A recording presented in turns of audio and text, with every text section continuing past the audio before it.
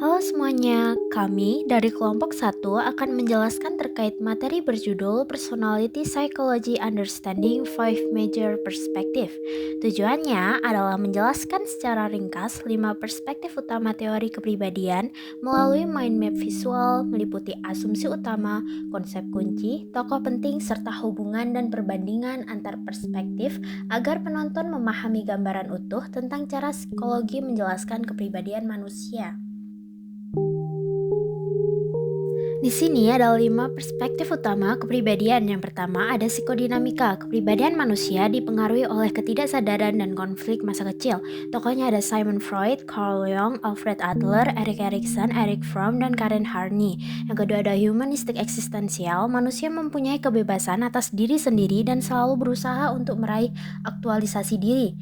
Tokohnya ada Abraham Maslow, Carl Rogers, dan Rollo May. Yang ketiga ada dispositional. Kepribadian seseorang dibentuk oleh sifat-sifat yang relatif stabil, konsisten, dan bertahan lama. Tokohnya ada McRae dan Costa, Gordon Allport. Yang keempat ada biological evolutioner. Genetika mempengaruhi kepribadian dan traits yang bertahan karena evolusi. Tokohnya ada Hans Eysenck.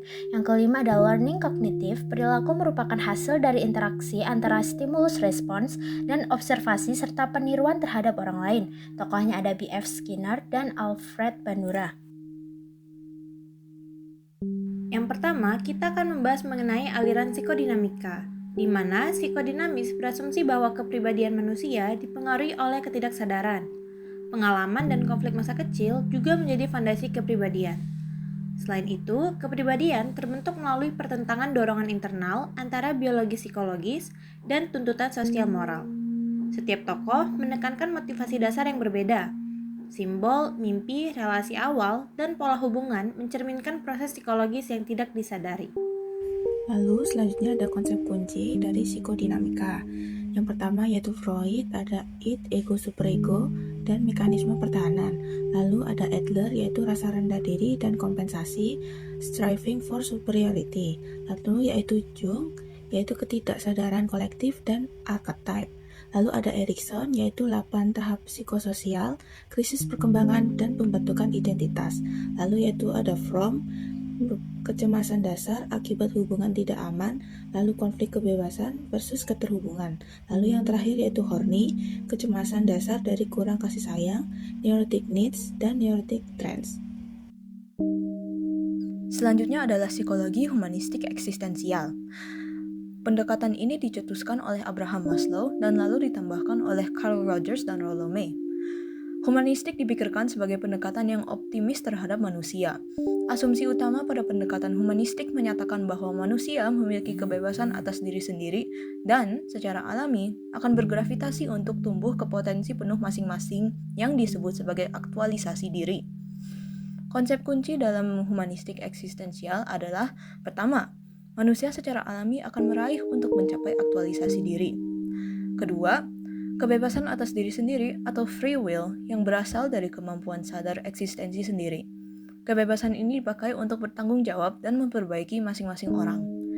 Ketiga, pendekatan terapi di mana sesi terapi akan dipimpin oleh klien karena kepercayaan bahwa orang pada hakikatnya termotivasi untuk mencapai fungsi psikologis yang positif. Dan keempat, konsep diri menjadi basis kesehatan mental berdasarkan kecocokan ideal dan realita. Dispositional theory adalah pendekatan yang menekankan bahwa kepribadian seseorang dibentuk oleh sifat-sifat traits yang relatif stabil, konsisten, dan bertahan lama. Teori ini berfokus pada traits sebagai dasar dari kepribadian. Teori ini menjelaskan bahwa setiap individu menggunakan kesadaran dalam mengontrol perilaku dan setiap tindakan pasti memiliki alasan.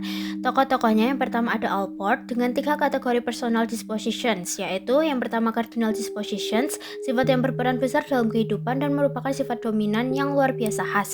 Yang kedua ada central disposition, sifat yang menjadi ciri seseorang dari perilakunya menjelaskan sifat seseorang. Yang ketiga secondary disposition, sifat yang jarang sekali kelihatan namun akan terlihat dalam kondisi tertentu. Selanjutnya ada proprium dan juga motivation. Proprium adalah inti dari kepribadian yang berkembang seiring waktu.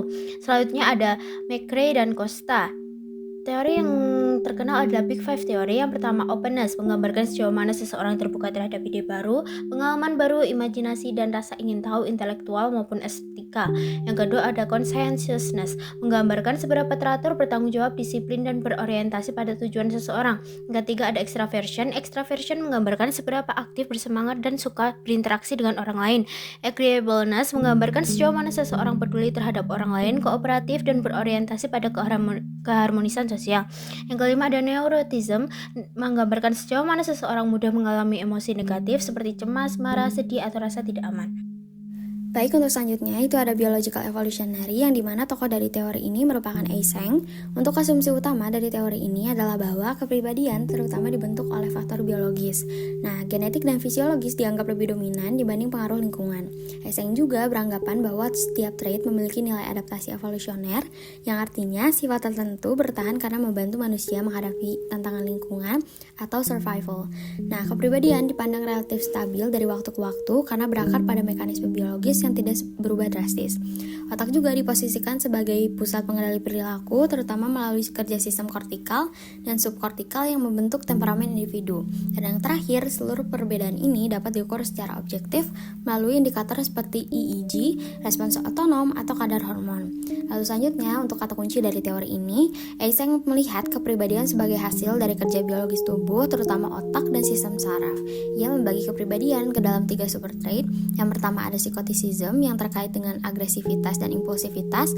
Lalu yang kedua itu ada extraversion yang dipengaruhi tingkat aktivasi kortikal atau ARAS.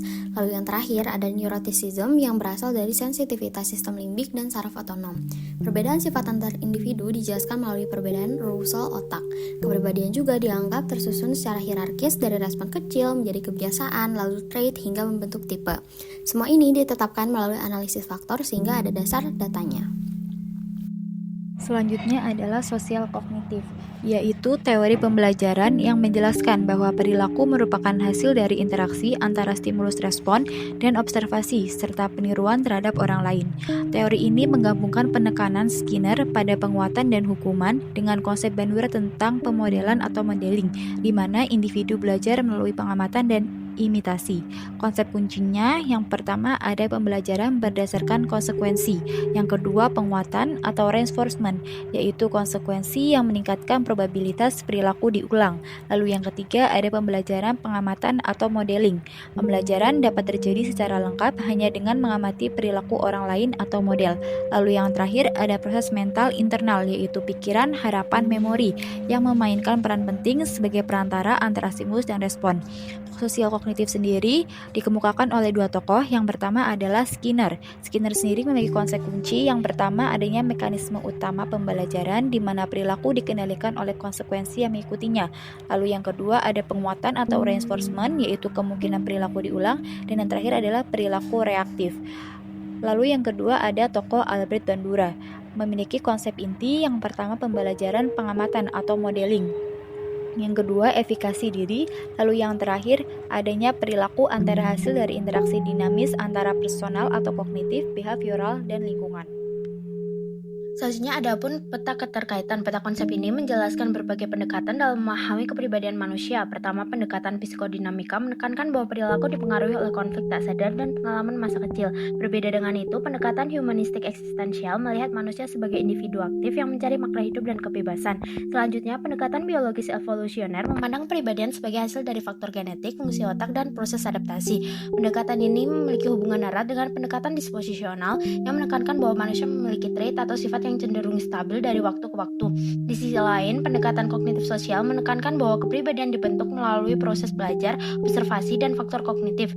Meski berbeda dengan beberapa pendekatan saling bersinggungan, seperti peran interaksi lingkungan dan genetika dalam membentuk perilaku. Secara keseluruhan, peta ini menunjukkan bahwa tidak ada satu pendekatan yang sepenuhnya berdiri sendiri. Masing-masing saling melengkapi dalam memahami kompleksitas kepribadian manusia.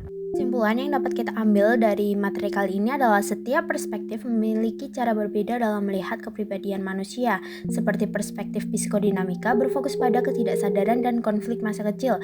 Perspektif humanistik yaitu kehendak bebas dan dorongan bawaan menuju aktualisasi diri. Perspektif disposisional berfokus pada sifat-sifat stabil dan permanen. Perspektif biologis evolusioner berfokus pada dasar genetika dan fungsi adaptif perilaku. Dan perspektif kognitif sosial melihat perilaku sebagai hasil dari interaksi dinamis antara lingkungan, observasi sosial, dan keyakinan kognitif internal. Sekian materi dari kami, kurang lebihnya kami mohon maaf. Terima kasih.